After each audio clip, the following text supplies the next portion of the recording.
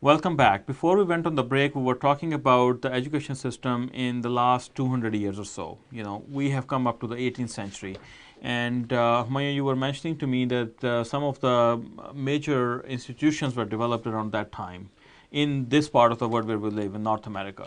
Yeah, we live in North America, and it's important to note that the first university that was founded here was Harvard back in 1636. Okay. So it's not too new. It's not too new. Okay. Yeah, and at the around the same time, many other universities and institutes were formed, including Yale and Princeton, Dartmouth, King's College. So now the knowledge is basically flowing from Europe as people are moving towards North America. Yeah, since so people moved is here, coming with yeah, them. the British moved here, the French moved here, and then there was a struggle of power between the two in the north and south. Right. But during all of that, of course, the educational system also moved here, and the universities were formed. We see in the last 200 years, that time is a very fast-paced time. There were a lot of inventions. I mean, we're not going to talk about all the inventions.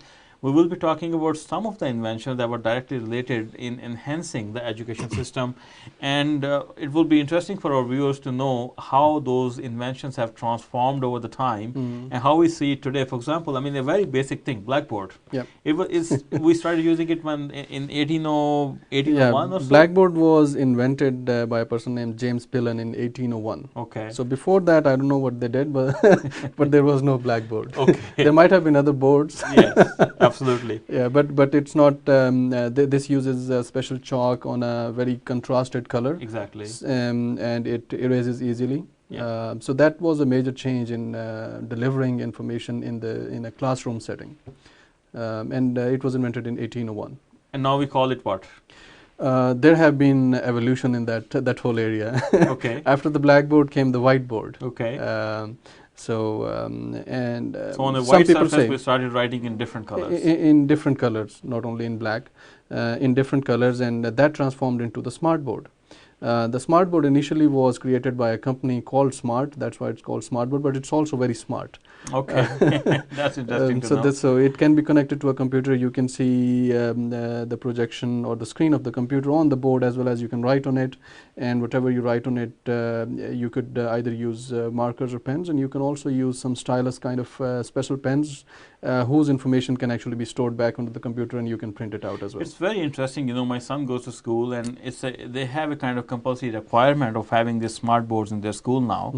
And whatever the teacher is teaching them, they simply save this information and they upload it to the website. Right. And as a parent, I have the information to go into that website and look at all the work that was being done in the school. I mean, it's interesting how from Blackboard we have gone to a smart board, and in today's age, the concept is still there. Yeah. However, it has been evolved in such an advanced thing. So there have been many other inventions that you have just mentioned. For example, the computer wasn't there in 1801. Yes. Only the blackboard was. But there was an evolution. The computer was first used in 1946 after the Second World War. In the education system, I believe it was used for the first time in 1959. But it came very popular after the invention of the personal computer by IBM in 1986. And then all the schools started making it a compulsory item for the school. Before we go furthermore into the computer, I'd like to take you back into the 19th century when in 1820 somebody invented a slate. Yeah. I mean, all of us have used the slate when we went to school back in Pakistan. Yeah. Basically a piece of metal in black color, and we used to write with a thing called slatey. Yeah. It's not a very, in concept, it's not a very new invention, because the Greeks used to have stone slates on which they would wipe it with wax, so that they could write with some pointed pen or piece of stick with it. Right?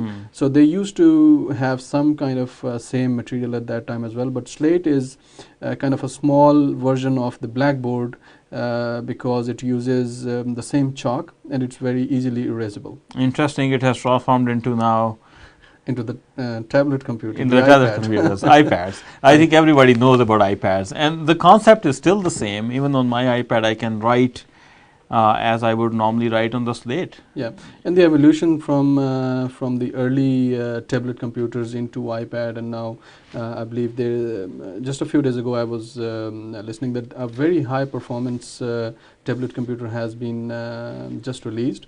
on which you can do things which you cannot even do on a bit older laptops that require a very high speed processor. Oh, absolutely. I mean, our tablet computers, especially in my office, everybody has received one, just as a supplement for their work. Right. And most of the things we can actually do on the iPad. Carry the small thing into the meetings rather than the big things. Yeah. Another interesting thing was Magic Lantern. I mean, not to confuse with the Green Lantern, okay, which kids might know today. Magic Lantern was the earliest projector that we find. It had I think at that time electricity wasn't available, so they would use some kind of lamp at the back, and the slides were put in front, which were then moved by hand. Yes. And those slides would project the image on some surface, which could be used for education. And this has been transformed into a modern DLP projector. Yeah.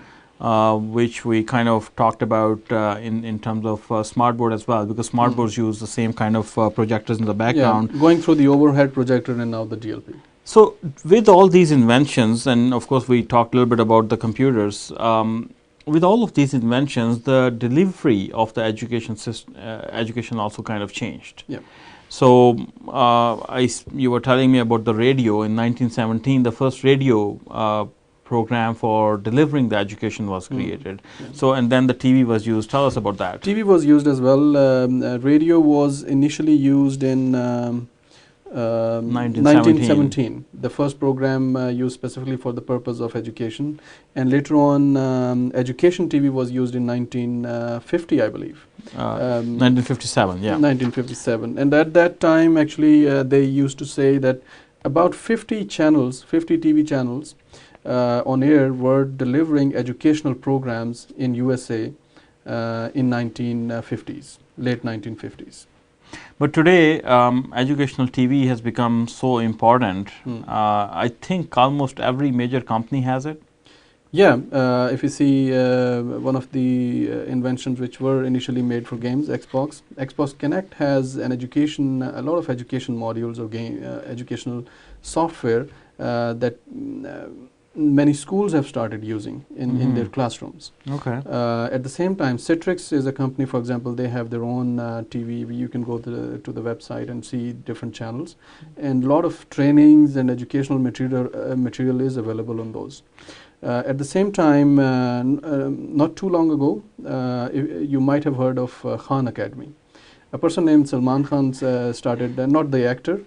Okay. Another person, a young man, started making videos of different curricula of different classes. Okay. He initially did it for his cousin, who said that I want to follow the study or get educated at my own pace. So he made a video for her, and later on he started making on a large scale. And recently he was funded by Google to do it on a very large scale. And I've seen some of the videos, and they are very good and educational videos that are present out there for free.